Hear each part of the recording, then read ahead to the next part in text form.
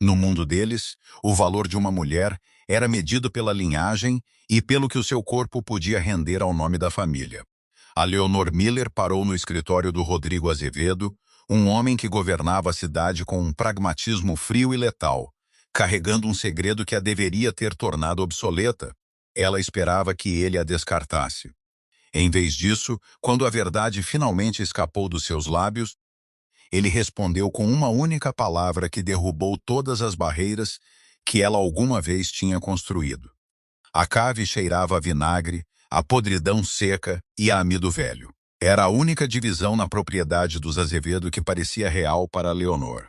Lá em cima, havia soalhos de mármore polidos até um brilho espelhado, cortinas pesadas de veludo que bloqueavam o cinzento do inverno do norte de Portugal e homens de pescoço grosso que ficavam junto às portas com as mãos cruzadas sobre a barriga. Mas ali embaixo, no arquivo, havia apenas o arranhar suave do seu bisturi contra papel de linho com 90 anos. O seu nome era Leonor Miller. Era conservadora de papel. Ou pelo menos, costumava ser, quando a sua vida lhe pertencia. Agora, a sua vida pertencia ao Rodrigo Azevedo. Há 6 meses, o seu irmão João deu o azar de tentar roubar um dos negócios de construção do Rodrigo. Foi um movimento estúpido e desesperado de um rapaz que pensava ser mais esperto que o diabo. O Rodrigo não o matou. Em vez disso, assumiu a dívida, acrescentou juros e tomou Leonor como garantia para garantir que João mantinha as mãos limpas e pagava o que devia nos estaleiros. O seu trabalho era simples: restaurar os arquivos privados da família, os livros de contas, as escrituras e as cartas que remontavam ao início do século. Era uma fachada, claro, uma forma de a manter sob o seu teto, visível, mas fora de jogo. Ela não esperava o silêncio. Tinha-se preparado para a violência, para as exigências grosseiras de um homem que era dono dos cais e de metade dos políticos do país. Mas o Rodrigo Azevedo não era um homem barulhento. Ele não gritava, nem sequer falava, a menos que fosse absolutamente necessário. "Estás a franzir os olhos?", disse uma voz das sombras perto da escada. Leonor não saltou. Tinha-se habituado à forma como ele se movia. O Rodrigo era alto, 36 anos, com uma constituição que parecia esculpida em granito e vestida de lã carvão riscada. O seu cabelo era escuro, cortado curto, e os seus olhos eram o cinzento, plano e ilegível de um lago de inverno. "A luz é má aqui embaixo", disse Leonor, sem levantar os olhos da página que estava a achatar. "A umidade também é alta. Se queres que estes livros de contas sobrevivam a mais uma década, precisas de um desumidificador. Eu pedirei ao Arthur para comprar um." O Rodrigo entrou na piscina de luz projetada pela lâmpada da sua secretária. Tinha as mãos nos bolsos. Tinha uma cicatriz que ia do nó do dedo indicador esquerdo até debaixo do punho, uma crista grossa e branca de tecido. "Estás aqui embaixo há 6 horas. Gosto do silêncio." "Não é silêncio", disse ele suavemente. "É morte." Ele tinha razão, a casa era um túmulo. Rodrigo herdara a liderança do Sindicato Azevedo há 2 anos, depois do AVC do seu pai. Desde então, vivia ali sozinho, rodeado de capangas contratados e dos fantasmas de uma família que construíra a sua riqueza com cimento e sangue. Ele estendeu os dedos, pairando logo acima da borda do antigo livro de contas. Não o tocou. Ele tinha uma estranha reverência por coisas partidas. "A minha tia Silvia vem jantar amanhã", disse Rodrigo. A mão dela contraiu-se no bisturi. Silvia era o estadista mais velho da família, um tradicionalista, o tipo de homem que ainda acreditava em juramentos de sangue e nos velhos costumes. "Espera-se que eu fique no meu quarto?", perguntou ela. "Não", disse Rodrigo. Os seus olhos cinzentos encontraram os dela, prendendo-os com um peso que tornava difícil respirar. "Quero-te à mesa. Rodrigo, sou a sua refém, a sua garantia. Não faz sentido eu sentar-me com a sua família." "Já não és garantia, Leonor." O quarto pareceu inclinar-se. O bisturi escorregou dos seus dedos, caindo ruidosamente sobre o tapete de corte de vidro. "O quê? Ele está livre. Mandei-o para um comboio para Lisboa. Tem um emprego lá, um emprego a sério." Rodrigo não pestanejou. "Estás livre para ir. Estás há 21 dias. A sua garganta ficou seca como o papel velho debaixo das suas mãos. "Então por que é que ainda estou aqui?" "Porque não pediste um táxi", disse ele simplesmente. E porque amanhã a Sílvia vai dizer-me que preciso de casar. Ele escolheu uma rapariga da filial de Lisboa, a filha de um primo, uma linhagem pura. Um arrepio gelado puxou o estômago de Leonor. A palavra linhagem sempre sabia a cobre. E queres que eu esteja lá como um escudo? Sussurrou ela. Não, disse Rodrigo. A sua voz desceu uma oitava, tornando-se mais áspera, mais humana do que ela alguma vez a tinha ouvido. Quero-te lá porque não tenho intenção de casar com uma rapariga de Lisboa, e quero que eles vejam o que eu escolhi em vez disso. Leonor olhou para as suas mãos. Estavam manchadas com tinta de gálico e cola. Eram mãos secas e práticas. Não as mãos da esposa de um chefe da máfia. Não as mãos de alguém que pudesse carregar o peso do seu mundo. Tu não sabes o que estás a pedir, disse ela para a mesa. Sei exatamente o que estou a pedir, disse ele. Ele estendeu a mão e, pela primeira vez, a sua mão roçou a dela. A sua pele estava quente, ligeiramente áspera. Dorme bem, Leonor. Virou-se e voltou para a escuridão da escada da cave, deixando-a com o cheiro a papel velho e a aterradora realização súbita de que a porta da jaula estivera aberta durante semanas e ela nem sequer tentara voar. O vestido que Rodrigo lhe enviara para o quarto era de seda verde floresta. Tinha mangas compridas, uma gola alta e uma bainha que varria o chão. Era conservador, quase vitoriano, mas a seda agarrava-se à curva dos seus quadris e à parte inferior das suas costas, de uma forma que a fazia sentir-se totalmente exposta. Quando chegaram à propriedade da Sílvia em Sintra, a chuva caía em cascata, transformando a entrada de Gravilha num lamaçal cinzento escorregadio. A sala de jantar era um monumento a dinheiro antigo e mau gosto. Molduras folheadas a ouro, candelabros pesados de cristal que zuniam com eletricidade barata e uma mesa longa o suficiente para albergar um pequeno parlamento. A Sílvia sentava-se na cabeceira. Tinha 70 anos, pele como pergaminho amarelado e olhos que pareciam banha amarelada. Não se levantou quando eles entraram. Ao lado dela sentava-se a sua esposa, a Graciela, uma mulher que usava os seus diamantes como armadura, e dois homens mais jovens que Leonor reconheceu como os capangas do Rodrigo, o Francisco e o Tiago. Rodrigo. A voz da Sílvia ribombou como carvão a deslizar por um cano. Estás atrasado, o peixe está frio. O trânsito na ponte estava parado, disse Rodrigo, puxando uma pesada cadeira de mogno para Leonor. Não olhou para Sílvia, não pediu desculpa. Apenas esperou que ela se sentasse antes de ocupar o seu próprio lugar à sua direita. Os olhos da Sílvia pousaram nela. Eram pequenos, molhados e totalmente desprovidos de calor. E esta é a restauradora, a rapariga da cave. O nome dela é Leonor, disse Rodrigo. A sua voz era conversacional, mas havia uma aresta afiada por baixo, como uma lâmina de barbear escondida num pão. Graciela soltou um pequeno som seco e clique com a língua. Uma rapariga trabalhadora. Que adorável. O Rodrigo sempre teve um coração caridoso, tal como a mãe dele. Pobre coitada, a implicação era clara. Leonor era uma pária, um caso de caridade, uma distração temporária para um homem que tinha demasiado dinheiro e não o suficiente bom senso. Ela manteve as mãos no colo, apertando o guardanapo até os nós dos dedos ficarem brancos. Pensou na sala de hospital. Pensou no cheiro a antisséptico, no brilho branco cegante das luzes de teto e na voz plana e cansada do cirurgião. Há 7 anos. Havia demasiado tecido cicatricial, Leonor. A infecção da apendicite espalhou-se demasiado. Tivemos de tirar tudo. Lamento. Tinha 22 anos. Sentara-se naquela bata fina de papel ao ouvir o trânsito lá fora na autoestrada, percebendo que o futuro que tinha traçado, a casa pequena, as crianças a rir no quintal, o calor confuso e caótico de uma família tinha sido raspado dela enquanto dormia. Precisamos de falar sobre Lisboa, Rodrigo, disse a Sílvia, quebrando o silêncio com uma tosse úmida.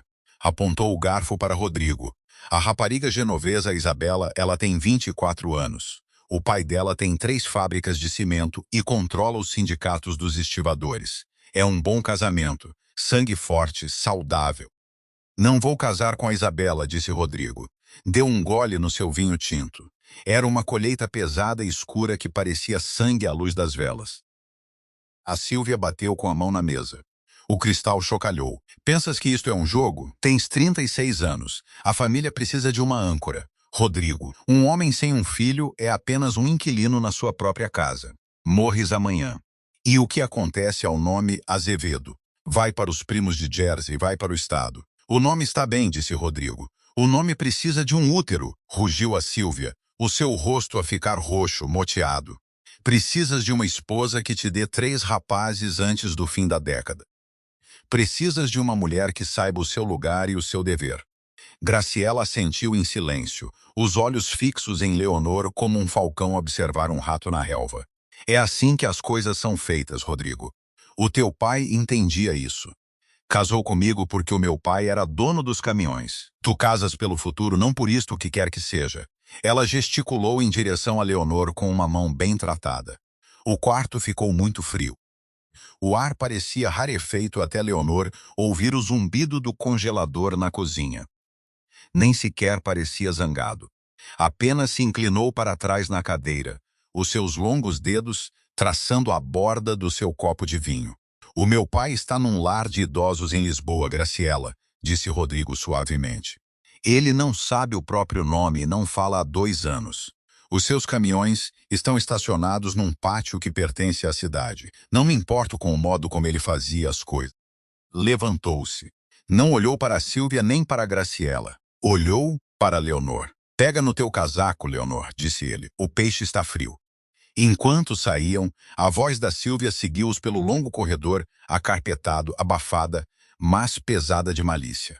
Estás a cometer um erro. Rodrigo Azevedo, quem não constrói uma casa, está apenas à espera que o vento a derrube. A chuva lá fora estava a congelar, agora transformando-se em granizo que lhe picava o rosto enquanto corriam para o carro. No banco de trás do sedã blindado, Rodrigo sentou-se na escuridão, a mandíbula cerrada, os olhos fixos no asfalto molhado a passar por baixo deles. Leonor olhou para ele e, pela primeira vez, sentiu um terror profundo e agoniante. Não dele, mas por ele e por si mesma, porque ela sabia a verdade, e a verdade era uma bomba à espera de explodir no seu mundo perfeito e frio. A viagem de regresso à propriedade foi silenciosa. O único som era o bater rítmico dos limpa-parabrisas e o zumbido baixo do aquecedor. Ao entrarem, Rodrigo foi direto para o seu escritório. Leonor seguiu-o. Não queria ir para o seu quarto silencioso na cave. Não queria deitar-se no escuro e deixar que a memória das palavras da Sílvia lhe corroessem o estômago. O escritório estava escuro, iluminado apenas pelas brasas de uma lareira moribunda. Rodrigo serviu 2 copos de aguardente, a mão firme, as costas viradas para ela. Não tens de fazer isto, disse Leonor, a sua voz mal audível acima do crepitar da madeira. Ele virou-se, estendendo um dos copos. Fazer o quê? Lutar contra eles por mim. Ela não pegou no copo. Manteve as mãos enfiadas nas mangas do seu vestido verde, tentando manter-se aquecida. A Sílvia tem razão. No teu mundo, uma esposa não é apenas uma parceira. É um investimento, uma garantia para o futuro. Precisas de alguém que te possa dar o que eles querem. Não me importo com o que eles querem, disse Rodrigo. Colocou ambos os copos sobre a pesada secretária de carvalho. Importo-me com o que eu quero. E o que tu queres, Rodrigo? Ele caminhou em direção a ela, os seus passos lentos, deliberados. A luz do fogo apanhou a borda da sua mandíbula, a linha dura da sua boca. Quero uma mulher que olhe para mim e não veja um monstro. Quero alguém que saiba o que é estar partida e não tente esconder as cicatrizes. Quero-te a ti, Leonor. O seu coração martelava contra as costelas um ser selvagem e enjaulado. Tu não me conheces. Conheces a rapariga que mantiveste na tua cave? Conheces a rapariga que restaura os teus livros? Eu sei como respiras quando estás a trabalhar, disse ele, a sua voz a descer para um sussurro. Ele estava perto agora. Ela podia sentir o cheiro da aguardente na sua respiração, o cheiro limpo e frio da chuva no seu casaco de lã. Sei como olhas para a chuva. Sei que não sorriste uma vez desde que chegaste aqui, mas hoje, quando olhaste para aquele velho livro de contas de 1912, os teus olhos suavizaram. Quero essa suavidade. Preciso dela. Não, disse ela, recuando até as costas baterem no batente da porta. Não, Rodrigo, tu não percebes. As lágrimas vieram, quentes e picantes, queimando a parte de trás dos seus olhos. Ela odiava-as. Odiava o quão fraca a faziam sentir, o quão pequena. Eles querem um herdeiro, sussurrou ela. A Silvia e a família, eu não me importo com um herdeiro. Tu vais, chorou ela, as palavras a rasgarem-lhe a garganta, cruas e feias. Toda a gente o faz. Quando tiveres forte, quando tiveres 50, quando olhares à volta desta casa e não houver ninguém para carregar o teu nome, importar-te-á e olharás para mim e odiar-me-ás. Rodrigo parou. Estava a 1 metro dela, o rosto obscurecido, o corpo perfeitamente imóvel. Leonor, disse ele, a sua voz perigosamente nivelada na sua quietude. Do que estás a falar? Ela respirou fundo, o ar a saber a cobre e a cinza. Olhou-o diretamente nos olhos, deixando-o ver a coisa oca e partida que ela carregava dentro de si há 7 anos. Não posso ter filhos, sussurrou ela. Tive uma infecção quando tinha 22 anos. Tiveram de tirar tudo. Sou estéril, Rodrigo. Nunca te poderei dar uma filha. Nunca te poderei dar uma família. Fechou os olhos, à espera da mudança no ar. Esperou que o frio voltasse a sentar no seu rosto, a cortesia educada de um homem que percebeu que tinha feito um mau investimento. Esperou que ele lhe dissesse que Arthur ligaria a um táxi de manhã. O silêncio arrastou-se. Pareceu horas, apenas o pingar da chuva lá fora e o bater do seu próprio coração inútil. Então ela sentiu a sua mão. Não foi gentil, exatamente. Os seus dedos estavam firmes enquanto lhe seguravam o maxilar. O seu polegar limpava uma lágrima que escorria pela sua bochecha. Forçou o seu queixo para cima, forçando-o a olhar para ele. Os seus olhos cinzentos não estavam frios, estavam escuros, ardendo com uma intensidade estranha e feroz que a fez tremer. Bem, disse Rodrigo. Leonor piscou, a palavra ecoando nos seus ouvidos como um tiro. O quê? Bem, repetiu ele, a sua voz espessa, rouca e completamente desprovida de hesitação. Não os quero, Rodrigo. Ouve-me, disse ele, a sua mão apertando o suficiente para manter imóvel, para ancorar a ele. Achaste que eu queria trazer uma criança para esta casa? Achaste que eu queria olhar para um rapaz e saber que antes dos 10 anos ele teria de aprender a limpar uma arma? Achaste que eu queria passar todas as noites a perguntar-me se alguém ia disparar um tiro pela janela da minha filha só para me chegar a mim? Inclinou-se até a testa tocar a dela. A sua respiração estava quente contra a sua pele. O meu pai passou a vida a construir este império para os seus filhos, sussurrou Rodrigo. E olha para nós. O meu irmão está morto numa vala em Jersey. Sou um alvo sempre que ligo o carro. O nome Azevedo não é um legado, Leonor. É uma doença e morre comigo. Recuou o suficiente para olhar nos seus olhos, os seus dedos a deslizarem pelo seu cabelo, segurando-a perto. Não quero um legado, disse ele, a sua voz a quebrar com uma emoção que tinha mantido enterrada debaixo de 36 metros de cimento e sangue. Quero-te a ti. Apenas a ti. Quero chegar a esta casa vazia e silenciosa e saber que tu estás aqui. Esse é o único futuro que me importa.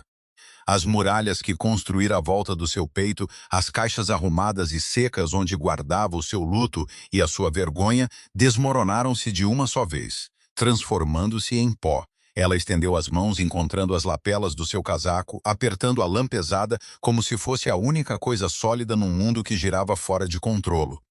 Tens a certeza? Soluçou ela. Rodrigo, tens a certeza? Ele não respondeu com palavras. Inclinou-se e beijou-a, um beijo duro e desesperado que sabia a aguardente, a chuva e a promessa doce e aterradora de um começo. De manhã, na propriedade dos Azevedo, costumava parecer acordar dentro de um cofre. As grossas paredes de pedra engoliam os sons do mundo exterior, deixando apenas o zumbido mecânico baixo do aquecimento central. Mas esta manhã foi diferente. Leonor acordou numa cama que não era sua. Os lençóis eram de algodão egípcio pesado, com um leve cheiro a cedro e ao perfume limpo e fresco do sabão do Rodrigo. Ficou imóvel por um longo tempo, a observar a luz cinzenta do inverno a filtrar-se pelas altas janelas. Ele já estava acordado. Rodrigo sentava-se numa poltrona de couro num canto do quarto, vestido com calças escuras e uma camisa branca engomada, as mangas arregaçadas até aos antebraços. Estava a observá-la. Tinha uma chávena de café numa mão, pousada no joelho. Não dormiste muito, disse ele. A sua voz estava estranhamente quieta na vastidão do quarto. Ela sentou-se, puxando o grosso edredom até a clavícula. O seu vestido de seda verde da noite anterior estava dobrado ordenadamente nas costas de uma cadeira.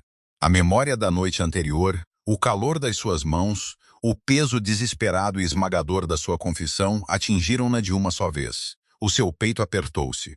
Vais arrepender-te disto à luz do dia? Rodrigo deu um lento gole no seu café. Não sorriu, mas as linhas duras à volta da sua boca suavizaram-se. Não me arrependo, Leonor. É uma perda de tempo. Faço logística. Levantou-se, caminhou até a cama e pousou a sua caneca na mesinha de cabeceira. Tirando o bolso, tirou um pesado conjunto de chaves, caíram com um clique abafado. O que é isto? A casa, os portões, os carros na garagem. Ele olhou para ela, os seus olhos cinzentos firmes e claros. Já não és uma convidada, já não és uma cativa. Esta é a tua casa. Se quiseres ir embora, vais. Se quiseres ficar, ficas, mas já não vives na cave. Ela olhou para as chaves. Durante 6 meses, aquelas peças de latão serrilhadas representaram a sua contenção absoluta. Agora eram uma oferenda. A luz é melhor no salão este, continuou Rodrigo, o seu tom mudando para algo puramente prático. O Arthur vai mandar as tuas mesas de trabalho para lá hoje. Os controlos de umidade já foram instalados. Tu fizeste isto esta manhã. Fiz as chamadas às 5 da manhã. Ele inclinou-se, apoiando as mãos no colchão de cada lado dos seus quadris. Estava perto o suficiente para ela ver os minúsculos pontos prateados nas suas íris. Eu disse o que disse ontem à noite, Leonor. Tudo! Vamos construir uma vida aqui. Apenas tu e eu. Mas vai ficar feio antes de ficar quieto.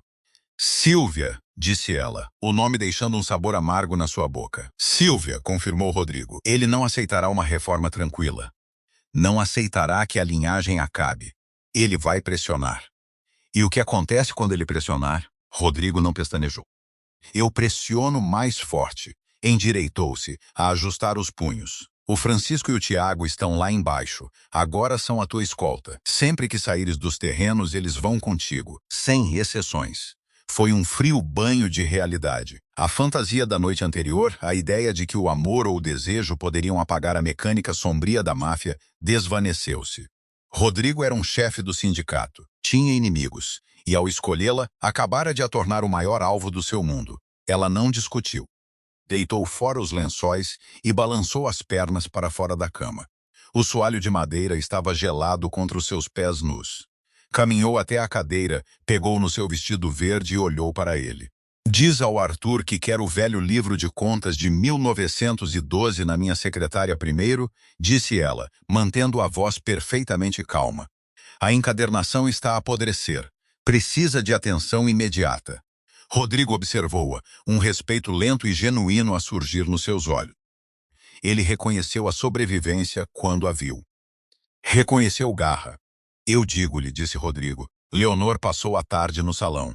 O quarto era uma vasta extensão de vidro e aço com vista para os jardins adormecidos de rosas. Arthur, o velho e impecavelmente vestido fixer do Rodrigo, tinha de facto mudado toda a sua vida para cima. Os seus bistures, os alisadores de osso, o papel de seda japonês e a cola de amido de trigo estavam todos dispostos numa longa mesa de carvalho. Pela primeira vez em 7 anos, ela não se sentiu uma coisa descartada a esconder-se na escuridão. Sentou-se à luz natural, a levantar cuidadosamente uma camada de sujidade de um manifesto de transporte de um século. Estava a preservar a história, mas pela primeira vez não se estava a enterrar nela. Estava à espera que a guerra começasse. Simplesmente não esperava que ela entrasse pela porta da frente. A guerra chegou numa terça-feira, vestida com um casaco de lã vicunha e cheirando a colônia cara e a fumo de charuto velho. Rodrigo estava nos estaleiros. Houve uma greve súbita e inexplicável organizada pelo Sindicato dos Estivadores, um sindicato controlado inteiramente pelos fundos profundos da Silvia. Foi um movimento calculado, um sangramento financeiro destinado a lembrar a Rodrigo quem realmente controlava as artérias da riqueza da família. Leonor estava no salão a trabalhar numa lágrima delicada numa escritura de propriedade quando as pesadas portas de carvalho do quarto se abriram. Arthur entrou primeiro. O seu rosto, geralmente uma máscara de indiferença educada, estava tenso. Uma nódoa negra roxa formava-se ao longo da linha da sua mandíbula. Atrás dele entrou um homem que ela não conhecia. Tinha cerca de 20 e poucos anos, elegante e bonito de uma forma predatória e inquieta. Tinha cabelo escuro penteado para trás com brilhantina e olhos e que disparavam pela sala, avaliando o valor de tudo o que via.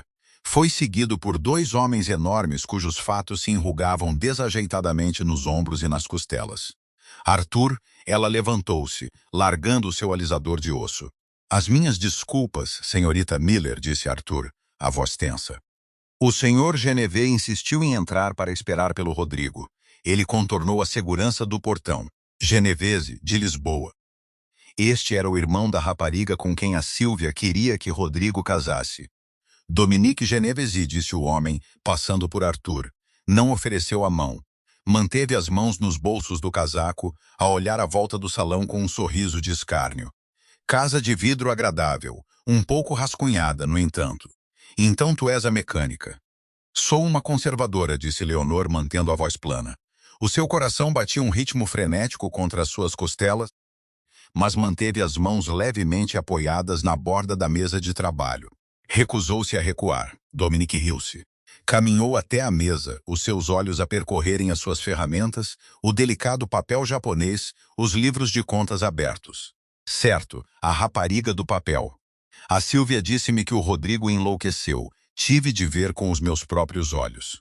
A minha irmã Isabela está sentada numa penthouse na Costa Dourada à espera de um anel e o Azevedo está fechado com uma bibliotecária. Se tens negócios com o Rodrigo, ele voltará daqui a 1 hora, disse ela. Podes esperar na entrada. O sorriso de escárnio de Dominique desvaneceu-se. A natureza feia e violenta por baixo do seu fato riscado veio à tona. Aproximou-se dela, invadindo o seu espaço. Cheirava a hortelã-pimenta e a algo metálico. Tu não dás ordens aqui, querida, disse Dominique suavemente. És uma fase, uma crise de meia-idade. A sua voz endureceu.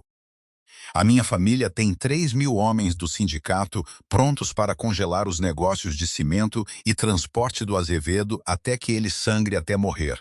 A Sílvia deu-lhe uma escolha. Ou casa com a Isabela e une as famílias, ou nós levamos tudo. Não há terceira opção. Ele estendeu os seus dedos grossos, pairando sobre o livro de contas de 1912 que ela passara os últimos 3 dias a restaurar. Não toques nisso, disse ela. Dominique olhou para ela, os seus olhos mortos e zombeteiros. Pressionou deliberadamente o polegar com força sobre o papel quebradiço de um século. Ela ouviu o estalar doentio das fibras a partir. Uma fúria quente e cega espigou no seu peito. Não era apenas pelo livro. Era pela arrogância total, a crença de que eles podiam entrar na sua casa, tocar nas suas coisas e ditar o curso da sua vida porque o seu sangue era supostamente melhor do que o dela. Ela não pensou. Moveu-se. Pegou no bisturi cirúrgico número 10 da sua base de corte. Numa única e suave ação, cravou a lâmina na pesada mesa de carvalho, afundando-a meio centímetro na madeira, bem entre os dedos indicador e médio de Dominique. A vibração percorreu o cabo. Dominique estremeceu violentamente, afastando a mão como se tivesse queimado. Os 2 gorilas atrás dele alcançaram os seus casacos. Guardem-nas, latiu uma voz da porta. A temperatura no quarto caiu 10.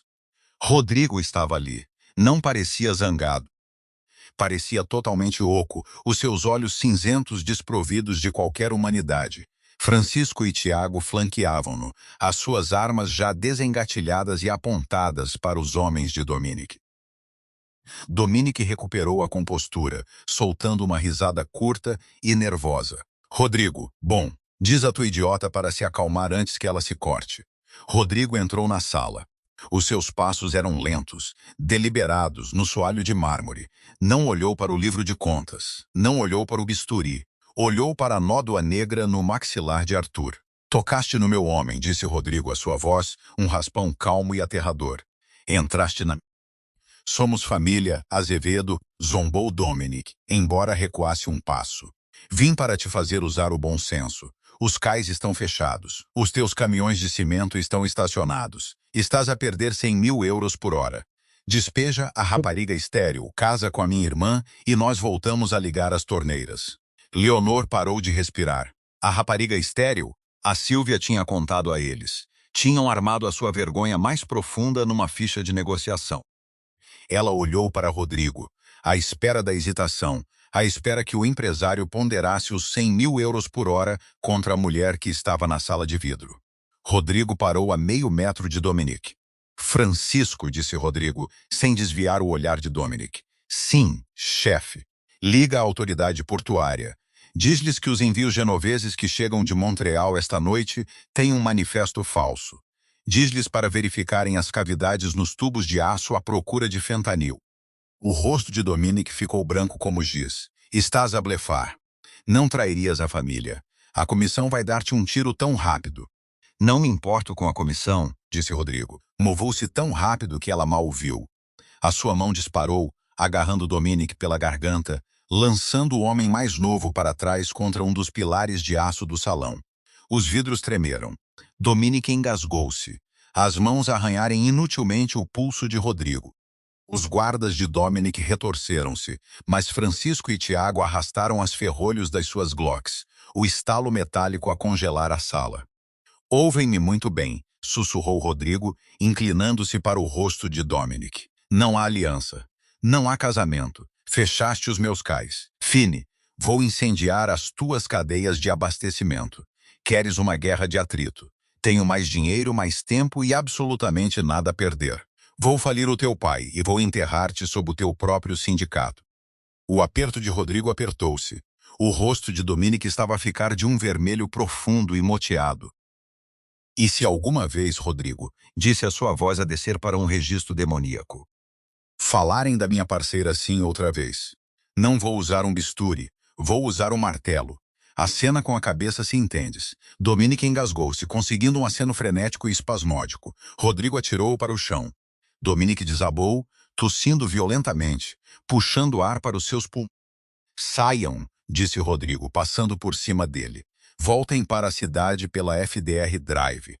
Se os meus homens virem o teu carro outra vez no norte de Nova York, eles têm ordens para atirar no bloco. Dominique arrastou-se para cima, humilhado, aterrorizado e superado. Ele e os seus homens praticamente correram para fora do salão. As pesadas portas de carvalho fecharam-se atrás deles. O silêncio desceu sobre a sala de vidro, exceto pelo som da chuva começar a cair no telhado. A adrenalina deixou o corpo dela num rush súbito e doentio. Os seus joelhos enfraqueceram e ela teve de se agarrar à borda da mesa de carvalho para não cair. Olhou para o bisturi, ainda cravado na madeira, a tremer ligeiramente da tensão residual. Rodrigo não se aproximou dela imediatamente. Ficou no centro da sala, o peito a ofegar enquanto controlava a violência. Olhou para suas mãos, esfregando a cicatriz no seu nó do dedo, respirando fundo e devagar. Arthur, disse Rodrigo, as costas ainda viradas para a sala. Sim, senhor, respondeu Arthur, pressionando um lenço contra o maxilar magoado. Manda substituir os guardas do portão. Se alguém puser um pé nesta propriedade sem a minha autorização direta, outra vez, responsabilizarei pessoalmente os guardas.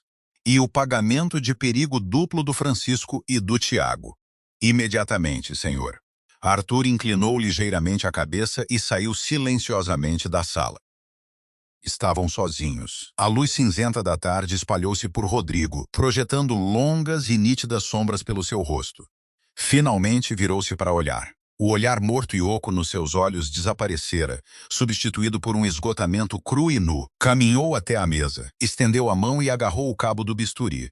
Com um puxão brusco, tirou-o da madeira e colocou-o gentilmente no tapete de corte. Ele tocou em ti? Perguntou Rodrigo. Não, a sua voz tremia. Ela odiava isso. Queria ser forte para igualar o ferro frio que ele acabara de demonstrar, mas estava a tremer. Ele tocou no livro. Rodrigo olhou para a lombada rachada do livro de contas. Depois olhou para ela. Estendeu a mão, pegando nas suas mãos trêmulas e manchadas de cola nas suas grandes e quentes. Desculpa, disse ele suavemente. Por quê? Perguntou ela, olhando para ele. Por salvar a minha vida, por me defender. Ele aproximou-se, apertando-a contra a mesa, mas não havia ameaça na sua postura, apenas uma necessidade desesperada de proximidade. Eu queria proteger-te disto. Queria construir um muro alto o suficiente para que o sangue não nos alcançasse.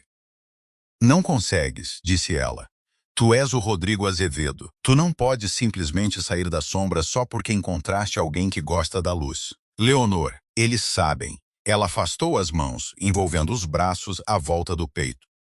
A vergonha das palavras de Dominique ainda era um nó frio no seu estômago. A Sílvia contou-lhes. Eles sabem que não posso ter filhos. Eles sabem que sou um beco sem saída para ti. Eles vão usar isso contra ti. Vão fazer-te parecer fraco perante as outras famílias. Um chefe que escolhe uma mulher estéril em vez de uma aliança estratégica. Eles vão destruir o teu império. A mandíbula de Rodrigo apertou-se. Deixa que o façam. Tu não queres dizer isso. Eu quero dizer exatamente isso, disse ele, invadindo o seu espaço, forçando-a a olhar para ele. Não a tocou. Apenas a manteve com seus olhos. Achaste que me importo com os cais? Achaste que me importo com as fábricas de cimento? O meu pai sangrou por essas coisas. E ele está a apodrecer na cama, a comer por um tubo. As famílias, a comissão, a Sílvia, eles adoram fantasmas, Leonor. Adoram um futuro que não existe. Ele estendeu a mão, afastando uma mecha solta de cabelo atrás da sua orelha. O seu toque era tão chocantemente gentil em comparação com a violência que ela acabara de testemunhar. Eu disse-te ontem à noite, disse Rodrigo, a sua voz espessa de emoção. Quero-te a ti. Eles podem ficar com os cais. Eles podem ficar com o cimento. Eu queimarei tudo até as cinzas antes de os deixar ditar com quem eu venho para casa. Leonor olhou para ele, a realidade do que ele estava a dizer finalmente a enraizar-se no seu peito.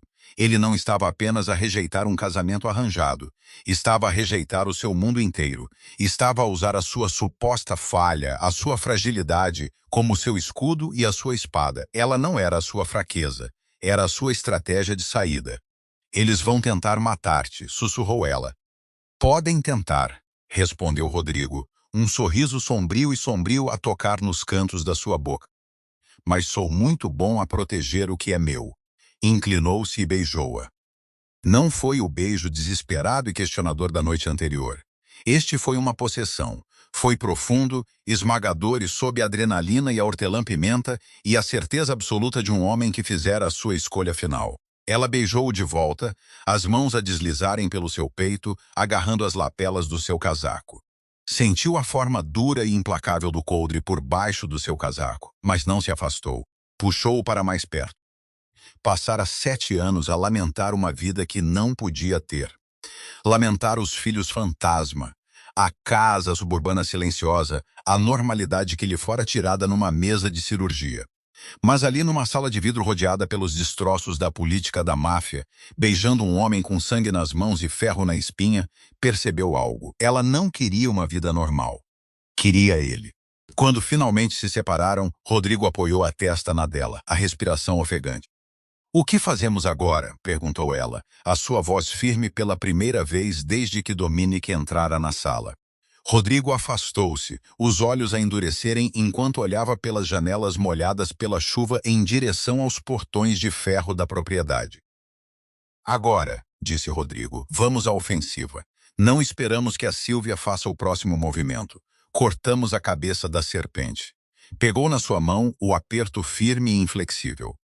Vamos lá, disse ele.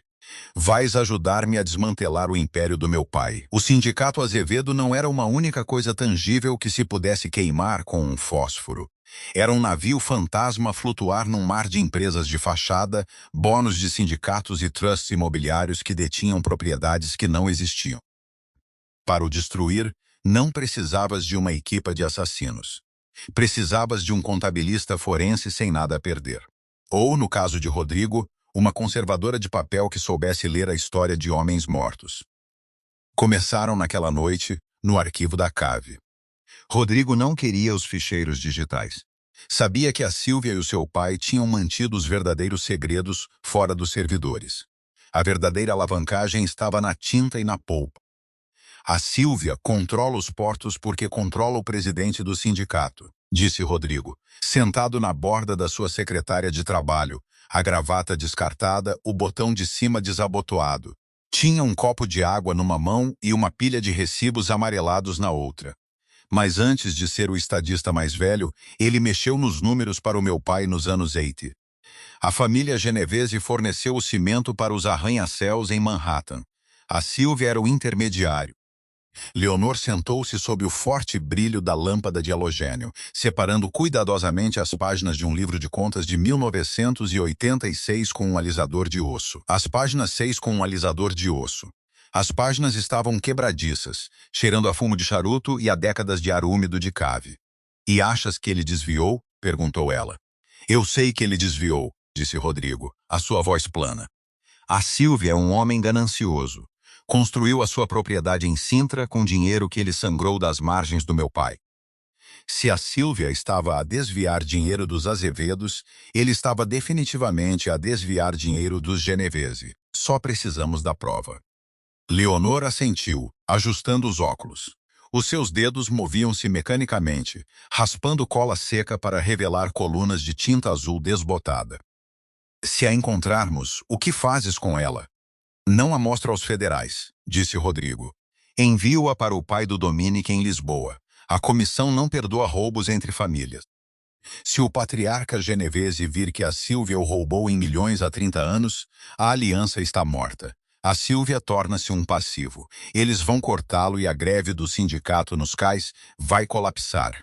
Era uma estratégia brilhante e viciosa. Rodrigo estava a virar a paranoia da velha guarda contra eles. Durante 3 dias, mal dormiram, viviam de café preto, sanduíches frias que Arthur trazia em bandejas de prata e da carga elétrica silenciosa da sua rebelião partilhada. A propriedade acima deles parecia vazia, trancada por Francisco, Tiago e uma dúzia de novos guardas a patrulhar o perímetro com cães. Leonor parou de se sentir uma cativa. Sentia-se como uma arquiteta a desmantelar uma prisão por dentro. Na quinta-feira, às 3 da manhã, o seu bisturi deslizou por baixo de um falso revestimento na contracapa do livro de contas de 1986. O cartão parecia invulgarmente grosso. Deslizou a lâmina horizontalmente, cortando a velha cola de pele animal. Um pequeno pedaço de papel de seda dobrado caiu sobre o tapete de vidro. Sussurrou ela. Ele estava ao lado dela num segundo. Leonor usou uma pinça plana para desdobrar o papel.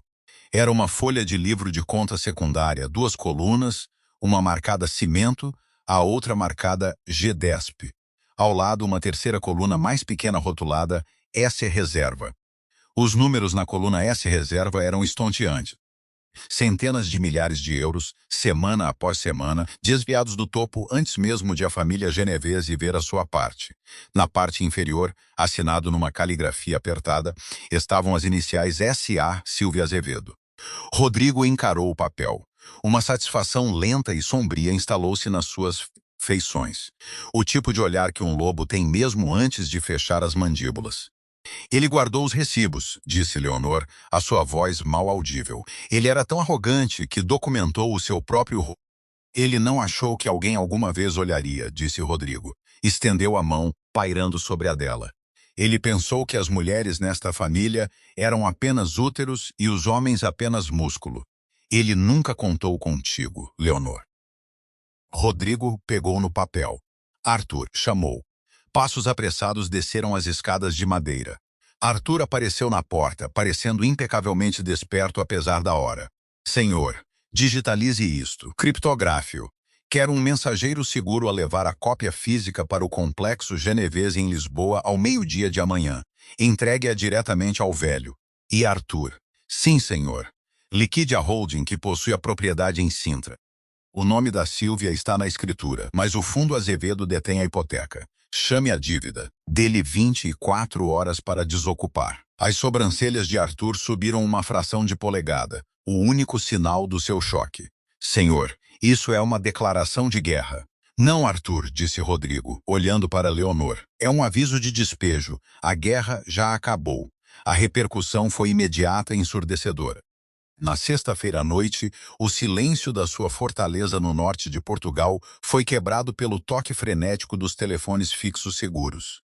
O patriarca Genovese recebera a folha de livro de contas. A greve do sindicato nos cais de Rodrigo foi instantaneamente dissolvida. Dominic Genovese foi abruptamente chamado de volta a Lisboa. com o rabo entre as pernas, a aliança matrimonial completamente estilhaçada. Mas a Sílvia era um rato encurralado, e ratos encurralados não morrem silenciosamente. A tempestade atingiu logo após a meia-noite. A chuva transformara-se numa chuva torrencial, mascarando o som dos motores que se aproximavam até já estarem ao portão principal. Leonor estava na cozinha a servir 2 canecas de chá quando o alarme de perímetro gritou um assobio agudo e penetrante que vibrou nos seus dentes. Rodrigo estava a passar pelas portas batentes antes que ela pudesse sequer pousar a chaleira. Tinha uma Sig Sauer preta fosca na mão. Não parecia em pânico. Parecia uma máquina que acabara de ser ligada. Afastem-se das janelas, agarrando seu braço e puxando-a para o corredor de pedra pesada que levava à cave. "É Lisboa?" perguntou ela, o coração a bater um ritmo frenético contra as suas costelas. Não, Lisboa não violaria um portão. Enviaria um advogado ou um franco-atirador, disse Rodrigo. É a Sílvia. Ele está desesperado. Os Genovese acabaram de colocar uma recompensa pela cabeça dele pelo dinheiro roubado.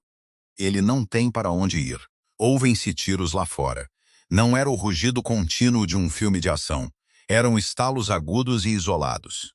Crack, crack, o som de homens profissionais a fazerem um trabalho terrível na escuridão. "Francisco", disse Rodrigo num pequeno rádio preso ao seu cinto. "O portão da frente está a aguentar." A voz de Francisco voltou, a respirar com dificuldade. 4 SUVs. Eles arrombaram o ferro. O Tiago eliminou o condutor da frente. Estão a tentar avançar a pé. É o detalhe pessoal da Sílvia. Pressionem-nos. Não os deixem chegar às escadas. Estou a sair. Rodrigo. Não. Ela agarrou seu braço. O tecido da sua camisa enrugou-se nos seus punhos. Não tens de ir lá para fora. Temos a cave. Temos as portas de aço. Deixe os guardas tratarem disso. Ele parou, olhou para suas mãos, agarrando-o como uma tábua de salvação, e depois para o seu rosto. O frio nos seus olhos fracturou-se, revelando o homem com quem ela falara no escritório. Se ficar cá dentro, ele vai cercar a casa. Alguém vai ter sorte e uma bala vai atravessar uma parede, disse Rodrigo suavemente. Eu disse-te que protegeria o que é meu. Isso significa acabar isto à chuva, não no nosso corredor. Ele estendeu o polegar, roçando na sua maçã do rosto. Vai para o arquivo. Fecha a porta do cofre. Não a abras para ninguém a não ser para mim ou para o Arthur. Leonor queria discutir. Queria dizer-lhe que não era uma coisa frágil para ser escondida. Mas olhou para a arma na sua mão e para a linha dura da sua mandíbula, e soube que isto não era sobre o seu orgulho. Era sobre sobrevivência. Ela sentiu uma vez. Rodrigo virou-se e correu para o hall de entrada. Leonor virou-se e correu para as escadas. O cofre do arquivo era uma sala de aço pesada construída pelo avô de Rodrigo. Cheirava a ozono e a papel velho. Ela bateu com a porta pesada, girou a roda de bloqueio e recuou até os seus ombros baterem na parede de betão frio. O silêncio dentro do cofre era absoluto. Não conseguia ouvir a chuva.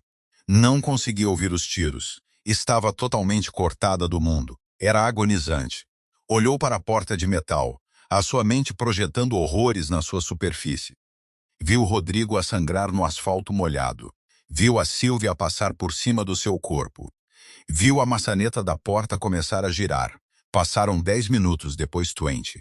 Ela andou de um lado para o outro na sala. Olhou para o livro de contas de 1912 pousado na sua secretária, aquele que Dominique rachara. Tinha reparado a lombada. Estava inteira novamente, mais forte do que antes, reforçada com novos fios de linho. Coisas partidas podem ser consertadas, pensou ela. Mas primeiro tens de sobreviver à quebra. De repente, o pesado estalo metálico do mecanismo de bloqueio ecoou pela sala. A roda começou a girar. Ela recuou, agarrando o pesado alisador de osso da sua secretária, os nós dos seus dedos a ficarem brancos. Prendeu a respiração. A porta abriu-se. Arthur estava ali. O seu fato estava molhado, colado aos seus ombros. Havia uma mancha de graxa na sua bochecha, mas a sua postura estava perfeitamente direita. Senhorita Miller, disse Arthur calmamente. Acabou. Ela largou o alisador de osso. Rodrigo, ele está à vossa espera lá em cima. Correu para fora dele, subindo as escadas de madeira de 2 em 2 degraus. E rompeu pelo corredor principal. As pesadas portas de carvalho da frente estavam escancaradas, deixando entrar o vento frio e molhado e o cheiro a enxofre e chuva. Rodrigo estava na varanda da frente. Estava encharcado até aos ossos, a camisa branca colada à pele, o cabelo colado à testa. Observava um par de SUVs pretos a recuar pela entrada de acesso, os faróis a cortarem a tempestade. Nos degraus, de cara para baixo numa poça de água lamacenta, estava um homem. Não estava morto, mas as suas mãos estavam presas atrás das costas com braçadeiras de plástico. Era a Sílvia. Leonor saiu para a varanda, a tremer no ar frio. Rodrigo virou-se para ela. Largou a sua arma numa cadeira de pátio. Não parecia triunfante, parecia exausto. Ele é? Ela não conseguiu terminar a frase. Ele está vivo, disse Rodrigo, a sua voz rouca. Desarmei os seus homens. Francisco e Tiago deixaram os outros fugir. A Sílvia tentou atirar-se pela porta da frente. Ela olhou para o velho. Parecia pequeno, despido dos seus fatos riscado e das suas salas de jantar com painéis de carvalho. Era apenas um velho miserável e ganancioso deitado na lama. "O que lhe acontece?" perguntou ela. "O Francisco está a levá-lo para o aeródromo", disse Rodrigo, sem olhar para o seu tio. "Aluguei um avião para Lisboa. Ele tem passaporte e 50 mil euros numa mala de viagem. Ele nunca mais pode voltar aos Estados. Se o fizer, os geneveses matá-lo-ão. Se tentar contactar a comissão, liberto o resto dos livros de contas e enterro toda a sua linhagem em acusações federais." A Sílvia gemeu, virando a cabeça para olhar para Rodrigo. A chuva lavou a lama do seu rosto enrugado. "Mataste a família, Rodrigo. Acabaste com tudo por uma estéril." Rodrigo não pestanejou, não gritou. Apenas caminhou até aos degraus, agachou-se ao lado da Sílvia e falou numa voz tão baixa que mal se ouvia por cima da chuva. "A família já estava morta, Sílvia. Morreu há muito tempo. Eu apenas parei de fingir que o cadáver estava a respirar." Rodrigo levantou-se, gesticulou para Francisco, que ergueu a Sílvia e o arrastou para um carro à espera. Leonor observou as luzes traseiras a desaparecerem pela longa e sinuosa entrada. Os pesados portões de ferro fecharam-se atrás deles, trancando com um clangor mecânico definitivo. A propriedade estava novamente silenciosa, mas já não era o silêncio morto e pesado de um túmulo. Era o silêncio de uma lousa limpa.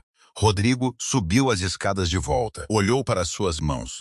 Estavam a tremer ligeiramente da adrenalina. Leonor deu um passo à frente e pegou nelas. Estavam congeladas. "Acabou", sussurrou ele, pousando a testa na dela. "Os cais, o cimento, a comissão. Amanhã assinarei as empresas para os sindicatos e os capatazes. Deixem-nos lutar pelos restos. O sindicato Azevedo acabou." "O que é que isso nos deixa?" perguntou ela, olhando para cima nos seus olhos cinzentos. "Uma casa", disse Rodrigo, o seu polegar a roçar no seu lábio inferior. "Uma quantia ridícula de dinheiro limpo e tempo. Muito tempo." Ela inclinou-se e beijou, provando a chuva na sua pele. Ela já não era uma garantia, e ele não era um rei preso num castelo de cimento. Eram apenas duas pessoas de pé nas ruínas de um império, prontas para construir algo real. 6 meses depois, o arquivo da cave estava completamente vazio. A pesada porta de aço do cofre estava encostada com um batente de porta de madeira. As lâmpadas de halogênio tinham desaparecido, os desumidificadores desligados. O cheiro a vinagre e a amido velho desvanecera-se, substituído pelo cheiro a limpa-pinho e a ar fresco, vindo das janelas abertas lá em cima. Leonor parou no centro da sala, segurando uma pequena caixa de cartão.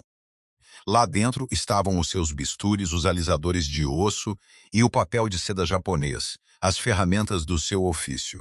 Estava a arrumá-las, não para as guardar, mas para as mover permanentemente para o salão este. "Perdeste um sítio", virou-se ela.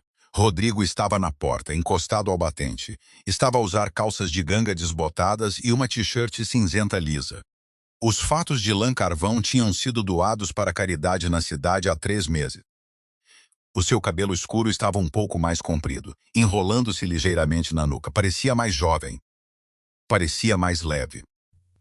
"Só estou a certificar-me de que não deixei nenhum resto para trás", disse ela, a erguer a caixa no seu quadril. Rodrigo caminhou e pegou na caixa, os seus dedos a roçarem nos dela. "O Arthur já está a carregar o caminhão com os móveis velhos. Não precisamos de guardar nada. Se quiseres desmontar esta sala e transformá-la numa adega, podemos fazê-lo. Leonor olhou à volta das paredes de betão. Esta sala fora a sua jaula. Fora o lugar onde se escondia do mundo, convencida de que a sua falta de futuro significava que ela pertencia apenas ao passado. Sem adega de vinho, disse ela. Vamos transformá-la numa estufa. Colocar algumas luzes de crescimento. Podemos começar as mudas de rosas cá embaixo durante o inverno, antes de as mudarmos para os jardins. Rodrigo sorriu. Era uma coisa rara e bela, um sorriso genuíno que lhe chegava aos olhos e lhe enrugava os cantos. Uma estufa num bunker da máfia. Os federais ficariam muito confusos se alguma vez servissem um mandado. Não vem federais, Rodrigo, lembrou-lhe gentilmente. Eu sei. Ele pousou a caixa no chão e puxou-a para os seus braços. O seu corpo estava quente e sólido. Ela encostou a cabeça ao seu peito, ouvindo o ritmo estável e calmo do seu coração. A transição não tinha sido fácil. Desmantelar uma empresa criminosa multibilionária exigiu exércitos de advogados, intermináveis acordos de confidencialidade e navegação cuidadosa de contas offshore. Houve semanas em que Rodrigo passou 18 horas por dia em linhas telefônicas seguras, a destacar agressivamente o nome Azevedo de todos os portos ilícitos e sindicatos da costa leste. Mas ele fê-lo. Vendeu os ativos legítimos, pagou aos políticos necessários para que olhassem para o outro lado e dissolveu o resto numa fundação de caridade gerida por um conselho de administração que achava que Rodrigo era simplesmente um herdeiro excêntrico que procurava a reforma antecipada. As outras famílias deixaram-no ir sem a Sílvia a atiçar o fogo e sem a infraestrutura Azevedo para disputar. Rodrigo já não era uma ameaça. Era apenas um fantasma que se reformara. O Arthur encontrou uma propriedade em Vermont. Murmurou Rodrigo no seu cabelo. 100 hectares. Tem um celeiro que poderia facilmente ser convertido num enorme estúdio de conservamento olhando para ti. Ela afastou-se ligeiramente, olhando para ele. Podemos, se quiseres, ou podemos ficar aqui. Ele deu de ombros, um gesto de liberdade absoluta. Esta casa costumava parecer um cemitério, mas ultimamente parece apenas um lar. É um lar, disse ela. Ela estendeu a mão e traçou a cicatriz branca no seu nó do dedo esquerdo. Ele não se afastou. Ele nunca escondeu as suas cicatrizes dela, e ela nunca escondeu as suas peças partidas dele. Não tinha uma linhagem para proteger, não tinha um legado para transmitir. Quando a Sílvia gritara que ela era estéril, ele queria dizer como uma maldição. Queria dizer que ela era um beco sem saída. Mas ele estava errado. Uma linhagem é uma corrente. É uma série de elos de ferro pesados que ligam uma geração aos erros, às dívidas e à violência da última. Esperava-se que Rodrigo forjasse o próximo elo. Esperava-se que entregasse uma arma a um filho e lhe dissesse para guardar o trono de cimento porque ela não podia dar-lhe isso. Ela deu-lhe a única coisa que importava. Um final. Ao acabar com a linha, quebraram a corrente. Compraram a sua liberdade com a própria coisa que consideravam uma falha. No que estás a pensar? Perguntou Rodrigo, a sua voz um ronronar baixo. Estou a pensar no livro de contas de 1912, mentiu ela suavemente. Um pequeno sorriso a brincar nos seus lábios. Estou a pensar no quanto adoro consertar coisas. Tu já me consertaste, disse ele. Tu não estavas partido, Rodrigo, sussurrou ela, estendendo a mão para lhe dar um beijo na mandíbula. Estavas apenas enterrado. Eu apenas ajudei a desenterrar-te. Ele beijou-a, depois lenta e profundamente, puxando-a para perto do seu peito. Já não havia desespero nisso. Não havia medo da escuridão fora dos portões. Era apenas o calor silencioso e duradouro de um fogo construído para durar. Caminharam juntos pela escada da cave, deixando a pesada porta de aço aberta atrás deles. A casa acima estava inundada pela luz da manhã. As cortinas de veludo tinham sido retiradas. Os guardas armados tinham ido embora, substituídos por um simples sistema de segurança. Caminharam para a cozinha. Arthur estava junto ao balcão, vestido com um cardigan confortável em vez do seu habitual fato riscado, a servir 3 chávenas de café. Bom dia, senhorita Tess Rodrigo, disse Arthur, deslizando 2 canecas pelo balcão de granito. O boletim meteorológico diz que o tempo estará limpo durante todo o fim de semana, perfeito para plantar. Obrigada, Arthur, disse ela, envolvendo as mãos à volta da quente caneca de cerâmica. Leonor ficou ao lado de Rodrigo, a olhar pela janela da cozinha para os vastos relvados que desciam até a linha das árvores. As árvores eram verdes, vibrantes e vivas. Não haveria crianças a brincar naquele relvado. Não haveria herdeiros para herdar as paredes de pedra ou as contas bancárias. Um dia ficariam velhos, e o nome Azevedo acabaria por desaparecer nos livros de história, completamente esquecido pelo mundo que costumava temê-lo. E enquanto Rodrigo passava o braço à volta da sua cintura, puxando-a para o seu lado na cozinha ensolarada, ela percebeu exatamente como se sentia em relação a isso. Sentia-se perfeitamente e lindamente completa. Se a jornada de Leonor e Rodrigo de cativa e captora iguais, quebrando as correntes de um legado tóxico, te emocionou, deixa-nos saber. Esperavas que Rodrigo derrubasse o seu império inteiro pela mulher que amava. A história deles prova que, por vezes, as nossas maiores falhas percebidas são, na verdade, a nossa salvação final. Se adoraste este mergulho profundo e fundamentado no romance da máfia e queres mais histórias onde pessoas partidas encontram força umas nas outras, clica no botão Gosto, partilha este vídeo com os teus amigos e subscreve o canal para mais dramas áudio inesquecíveis. Vemo-nos na próxima vez.